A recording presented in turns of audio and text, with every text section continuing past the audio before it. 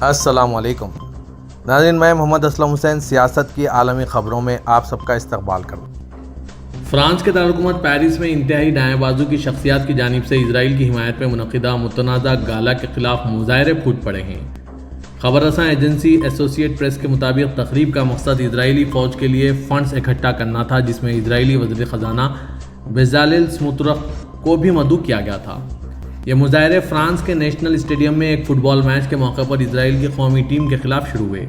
آج جمعرات کو فرانس اور اسرائیل کی ٹیمیں نیشنز لیگ کے میچ کے لیے فرانس کے نیشنل اسٹیڈیم میں مد مقابل ہو رہی ہے۔ حکام کا کہنا ہے کہ فٹ بال میچ کی سیکیورٹی یقینی بنانے کے لیے 4000 پولیس اہلکار اور 1600 اسٹیڈیم کا عملہ تعینات کیا جا رہا ہے۔ اسرائیلی وزیر خزانہ بزالل سموٹرخ کی منعقد ہونے والے اسرائیلس فار ایور گالا میں شرکت کی توقع کی گئی، جس کا اہتمام اسی نام سے رجسٹرڈ تنظیم نے کیا تھا۔ اس تنظیم کے مطابق تقریب کا مقصد فرانسیسی بولنے والی صہیونی فوج کو متحرک کرنا، تاہم انہیں مدعو کرنے پر مقامی تنظیموں، یونینز اور بائیں بازو کی سیاسی جماعتوں کی جانب سے کڑی تنقید کی گئی، جس کی وجہ سے فرانسیسی دارالحکومت میں 2 احتجاجی مظاہرے ہوئے۔ ناقدین نے اسرائیلس فار ایور ایسوسی ایشن کی صدر نیلی کیفر نوری پر بھی تنقید کی، جنہوں نے 2023 میں اسرائیل اور حماس کے درمیان جنگ کے آغاز پر اپنی ایک ٹویٹ میں کہا تھا کہ غزہ میں کوئی شہری مظلوم نہیں ہے۔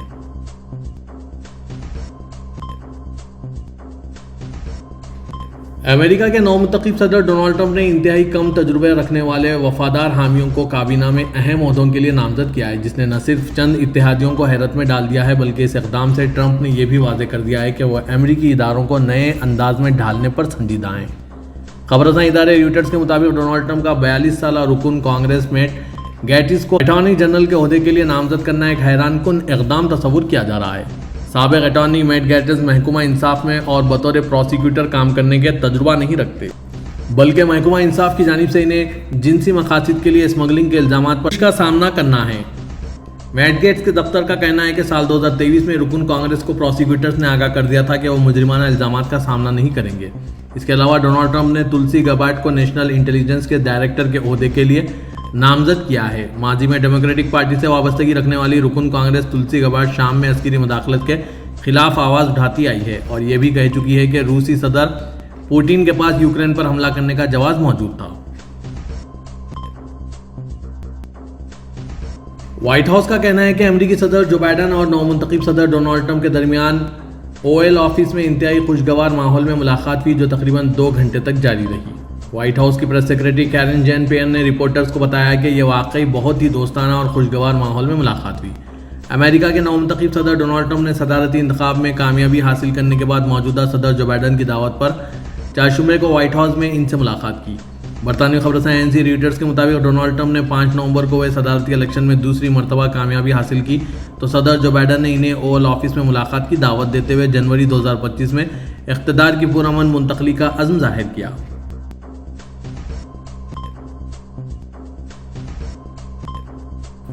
اقوام متحدہ کی اقتصادی اور مالیاتی کمیٹی نے قراردادوں کی منظوری دی ہے، جس میں اسرائیل سے مطالبہ کیا گیا ہے کہ وہ لبنان اور شام کو تیل کی کمی کا معاوضہ دے اور فلسطینیوں کو ان کے قدرتی وسائل پر خود مختاری سونپ دے۔ امریکہ، ارجنٹائن، کینیڈا، اسرائیل، مائکرو وینیشیا، ناروے اور پلاؤ نے دونوں قراردادوں کے خلاف ووٹ دیا ہے۔ 2006 میں اسرائیلی فضائیہ کے جیا الیکٹرک پاور پلانٹ کے قریب اسٹوریج ٹینکوں کو نشانہ بنانے کے بعد ہوا، جس نے لبنان کی ساحلی پٹی کے 2/3 حصے کو تیل سے ڈھانپ دیا تھا۔ قرارداد کا مسودہ یوگینڈا کے نمائندے کے ذریعے پیش کیا گیا تھا، جس نے حیاتیاتی تنوع اور مقامی معیشت پر اس سلیک کو تباہ کن اثرات کو اجاگر کیا۔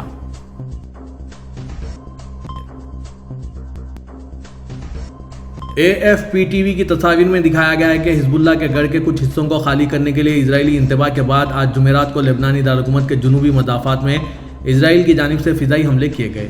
اسرائیل کی جانب سے سپٹمبر میں ایران کے حمایت یافتہ عسکریت پسند گروپ کے خلاف اپنی مہم کو تیز کرنے کے بعد تازہ ترین حملے کے بعد علاقے میں دھواں کا ایک شعلہ اٹھ گیا ہے۔ اس حملے سے کچھ دیر پہلے اسرائیل نے رہائشوں کو اپنے گھر خالی کرنے کی وارننگ جاری کی تھی۔ اسرائیلی فوج کے ترجمان ایویچی ایڈری نے social media platform X پر ایک پوسٹ میں کہا تھا کہ آپ حزب اللہ کی تنصیبات اور مفادات کے قریب واقع ہیں، جن کے خلاف اسرائیلی فوج مستقبل قریب میں کام کرے گی۔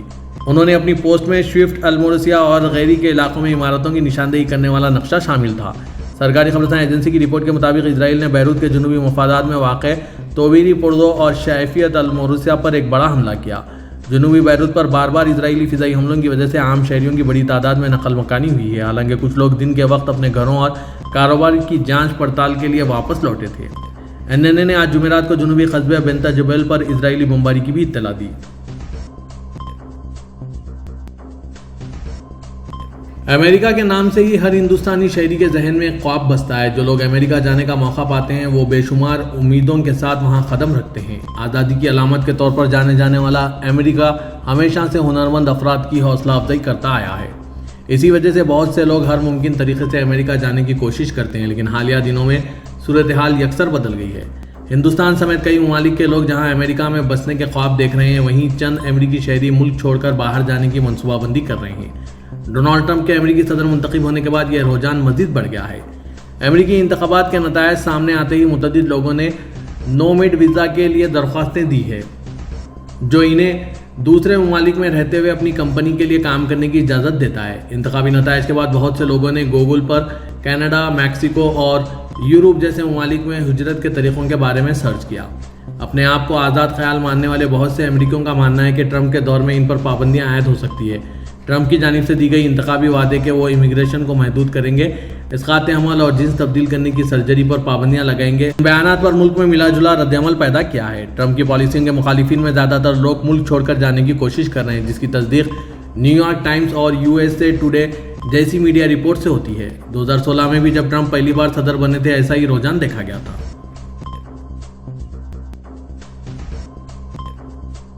غازہ کی وزارت صحت کا کہنا ہے کہ 7 اکتوبر 2023 سے غازہ پر اسرائیلی فوج کے حملوں میں کم از کم 43,736 افراد ہلاک اور 1,03,370 زخمی ہو چکے ہیں۔ وزارت صحت نے آج مزید کہا کہ ان میں سے 24 فلسطینی ہلاک اور 112 زخمی 24 گھنٹے کی تازہ ترین رپورٹنگ کی مدت میں ہوئے ہیں۔ 7 اکتوبر سے جاری قتل عام میں اب تک کم از کم 43,736 افراد ہلاک ہو چکے ہیں اور 1,03,370 زخمی ہوئے ہیں۔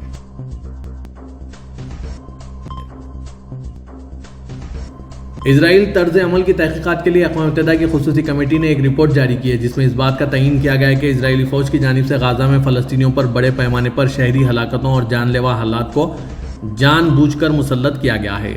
کمیٹی نے ایک پریس ریلیز میں کہا ہے کہ جنگ کے آغاز کے بعد سے اسرائیلی حکام نے عوامی طور پر ایسی پالیسیوں کی حمایت کی ہے جو فلسطینیوں کو زندگی کو برقرار رکھنے کے لیے درکار اشیاء خوراک، پانی اور ایندھن سے محروم کر دیتی ہے۔ یہ بیانات انسانی امداد میں منظم اور غیر قانونی مداخلت کے ساتھ ساتھ سیاسی اور فوجی فوائد کے لیے جان بچانے والے سامان کو اعلیٰ کار بنانے کے اسرائیل کے ارادے کو واضح کرتے ہیں۔ رپورٹ کے نتائج کہ اسرائیل جان بوجھ کر پٹی کی امداد روک رہا ہے، بھوک کو جنگ کے ہتھیار کے طور پر استعمال کر رہا ہے اور شہری ہلاکتوں میں لاپرواہی کا مظاہرہ کر رہا ہے۔ یہ اقوام متحدہ اور اسرائیل کے طرز عمل کی انسانی ہمدردی کی مذمت کے دیگر واقعات سے مطابقت رکھتے ہیں۔ نسل کشی کی اصطلاح تاہم اقوام متحدہ سے منسلک کسی بھی ادارے کی طرف سے غازہ پر اسرائیل کی جنگ پر شاذ و نادر ہی لاگو ہوتا ہے۔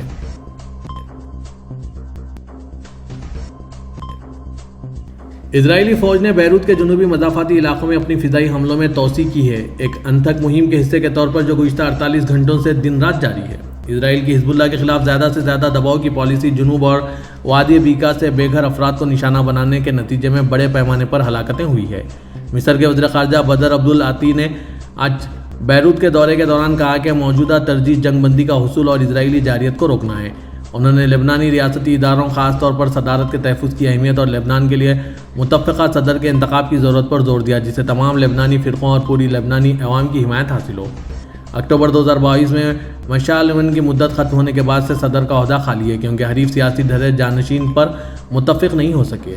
انہوں نے کہا کہ صدارتی عہدے کی قرارداد دشمنی کے خاتمے کے لیے پیشگی شرط نہیں ہونی چاہیے، یہ ایک قومی مسئلہ ہونا چاہیے۔ اپنے دورے کے دوران وزیر نے لبنانی حکام، لبنانی فوج کے کمانڈر اور مفتی اعظم سے طویل بات چیت کی۔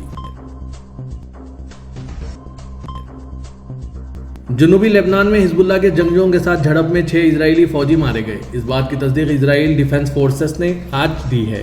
ایک بیان میں IDF نے کہا ہے کہ فوجی لڑائی کے دوران مارے گئے اور ان میں سے 5 کی شناخت گولانی بریگیڈ کی انفینٹری بیٹالین 51 کے ارکان کے طور پر کی گئی۔ 6 فوجی کی شناخت اہل خانہ کے نوٹیفیکیشن زیر التوا ہونے تک روک دی گئی۔ اسرائیل کی وائی نیٹ نیوز سائٹ کے مطابق حزب اللہ کے باقی جنگجوؤں کی تلاش کے لیے فوجی جنوبی لبنان کے ایک گاؤں میں داخل ہوئے تھے، جہاں پہلے گولہ باری کی گئی تھی۔ ان پر ایک عمارت کے اندر موجود شدت پسندوں نے گھاٹ لگا کر حملہ کیا اور قریب سے فائرنگ شروع کر دی۔ अक्टूबर 2023 से इसराइल में जारी कसीर मिहाज जंग में कुल 792 इसराइली फौजी मारे जा चुके हैं। जनूबी कोरिया के सदर योन सेक योल ने कहा है कि शुमाली कोरिया रूस की जानिब से यूक्रेन के खिलाफ जंग में फौजी भेज रहा है, तो हम भी यूक्रेन के लिए मुख्तस इमदाद में इजाफे पर गौर करेंगे। हिस्पैनिक न्यूज़ एजेंसी EFE से गुफ्तगू में योन ने दावा किया कि प्योंगयांग मॉस्को को असले की फराहमी भी कर रहे हैं। उन्होंने कहा कि अगर रूस और शुमाली कोरिया अपनी खतरनाक फौजी मुहिमात को बंद नहीं करते तो हम भी अपने इत्तेहादियों और हमख्याल ममालिक के साथ मिलकर यूक्रेन की मदद में इजाफे समेत मुनासिब और मौसर इक़दाम करने के लिए तैयार हैं। वाज़ेह कि जनूबी कोरिया की कौमी इंटेलिजेंस सर्विस ने कल दावा किया था कि शुमाली कोरिया के फौजी यूक्रेनी अफवाज से लड़ने के लिए रूस के शहर किर्स्क के मिहाज की तरफ रवाना हो गए हैं।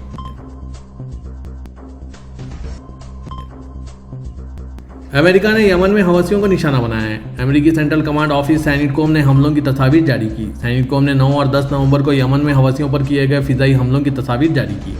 बयान में कहा गया कि हवसियों की तंसीबात और असलाह सिस्टमों पर फिजाई हमले किए गए। सैनिटकॉम की सोशल मीडिया से जारी की गई तस्वीर में हवसियों की एक मोबाइल मिसाइल लॉन्चर गाड़ी को फिजाई हमले में तबाह होता देखा गया। यमन के हवसी इसराइल की गाजा पर बमबारी के रद्दअमल में 31 अक्टूबर 2023 से यमनी साहिल के करीब इजरायली कंपनियों से मुंसलिक तिजारती बहरी जहाज़ों को कब्जे में ले रहे हैं और अमरीकी फौजी अहदाफ पर हमले कर रहे हैं। सऊदी अरब के वज़ीर मुमलिकत बराए खारिजा उमूर आदिल अल जबेर ने बताया कि हमारे तुर्किया के साथ मईशत से लेकर तिजारत तक करीबी ताल्लुकात इस्तवार हैं। उन्होंने कहा कि मईशत, तोनाई, सियासी और फौजी शोबों में हमारे बहुत से मुश्तरका मफादात हैं। आदिल अल जबेर ने अज़रबैजान के दारुल-हुकूमत बाकू में मुनक़िदा अक़वाम मुत्तहिदा के मौसमियाती तग़यीरात के फ्रेमवर्क कन्वेंशन के फ़रीक़ीन को 29वें कॉन्फ्रेंस से खिताब में तुर्किया के हवाले से बयानात पेश किए। तुर्किया और सऊदी अरब के ख़ास तौर पर हालिया अय्याम में बाहमी ताउन को फ़रोग़ देने का जिक्र करते हुए आदिल अल जबेर ने कहा, सऊदी अरब और तुर्किया के बाहमी ताल्लुकात एक शानदार सतह पर क़ायम हैं जो कि जामे और इंतहाई गहरे हैं। उन्होंने कहा, हम दोनों ममालिक के दरमियान मुख्तलिफ शोबों में ताउन को आगे बढ़ाने का हदफ रखते हैं। मईशत, तोनाई, सियासी और अस्करी शोबों में हमारे कई एक मुश्तरका मफादात हैं।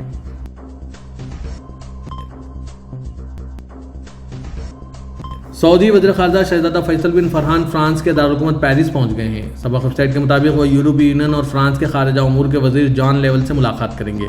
सऊदी वज़ीर ख़ारिजा पेरिस में सऊदी फ्रांसीसी कमेटी बराए अल ओला मंसूबे के इजलास में शिरकत करेंगे।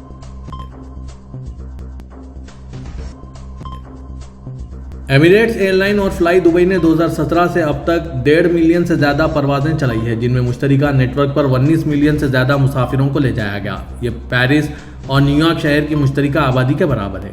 शराकत दारी की 7वीं सालगिरह के मौके पर आज जुमेरात को जारी करदा एक प्रेस रिलीज में एमिरेट्स और फ्लाई दुबई के दरमियान ताउन ने सारिफिन को 100 से ज़्यादा ममालिक में 225 से ज़्यादा मुकामात के मुश्तरका नेटवर्क तक रसाई हासिल करने के काबिल बनाया।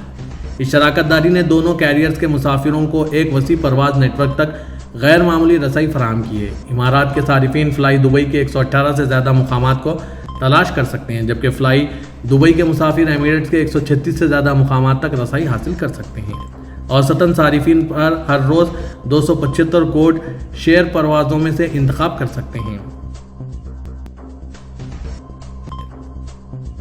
सोफिया में मुत्तहिदा अरब इमारात के सिफारत खाने ने बल्गारिया की वज़ारत ख़ारिजा के ताउन से UAE और बल्गारिया के दरमियान सिफारती ताल्लुकात के 33 साल मुकम्मिल होने की मुनासिबत से एक तकरीब का एहतमाम किया, जो सोफिया में वज़ारत के हेडक्वार्टर में मुनक़िद हुई। तकरीब के दौरान बल्गारिया के वज़ीर ख़ारिजा ऐवान कोंडोफ और बल्गारिया में मुत्तहिदा अरब इमारात के सफ़ीर अब्दुर्रहमान अहमद अल जाबेर ने दोनों ममालिक के दरमियान मजबूत और बढ़ते हुए दो तरफ़ा ताल्लुकात की तारीफ़ की। इस तकरीब में, जिसमें दोनों अतराफ़ के हुकाम ने शिरकत की, एक तस्वीरी नुमाइश पेश की गई जिसमें मुत्तहिदा अरब इमारात और बल्गारिया ताल्लुकात की तारीख़ के अहम लम्हात और दोनों ममालिक के रहनुमाओं के दरमियान काबिल ज़िक्र मुलाकातों की नुमाइश की गई। इंग्लैंड के वज़ीर दिफा जॉन हेले सरकारी दौरे पर तुर्किया के इनखरा पहुंच गए। तुर्किया के वज़ीर दिफा याशार गोलर ने वज़ारत दिफा में सरकारी तकरीब के साथ अपने बरतानवी हम मनसब का इस्तकबाल किया। इस्तकबालिया तकरीब के बाद दोनों वज़रा के दरमियान दो तरफ़ा मुलाकात हुई। इनफरादी मुलाकात के बाद गोलर और हेले ने वफूद की सतह पर मुज़ाकरात की सदारत की। मुज़ाकरात में तुर्किया को यूरो फाइटर जंगी तैयारे की फराहमी का मामला भी ज़ेर गौर आया। दोनों वज़रा आइंदा लम्हात में गुज़िश्ता दिनों दहशतगर्दाना हमले का निशाना बनने वाले तुर्किया की फ़िज़ाई व खलाई सनत तोसाश का दौरा भी करेंगे।